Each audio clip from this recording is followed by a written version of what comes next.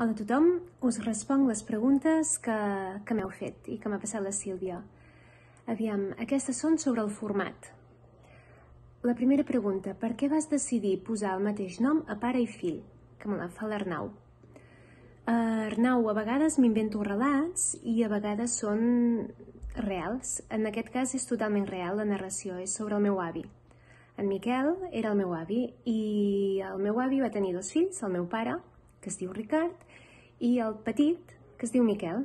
O sigui que no m'he inventat res. Aquest és ben real.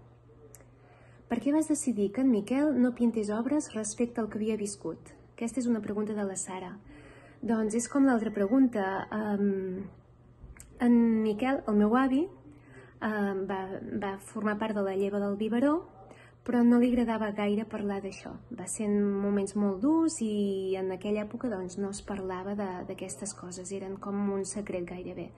Era com una època passada que volien oblidar.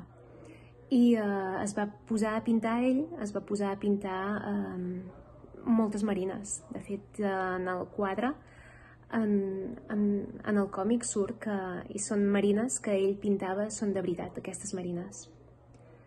Tenies pensat fer un format híbrid des de l'inici o ho vas anar improvisant mentre escrivies? Aquesta és una pregunta de la Lina.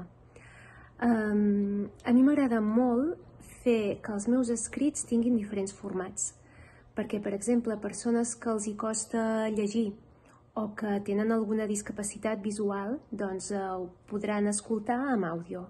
O persones que, això també, que els hi costi llegir o que gaudeixin amb el format de còmic, doncs podran disfrutar més, tindran més atenció si el miren a través del còmic. A mi m'agraden molt diferents formats per tal d'accedir al màxim públic de gent.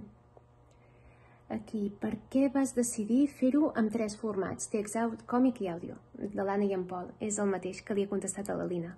Vale?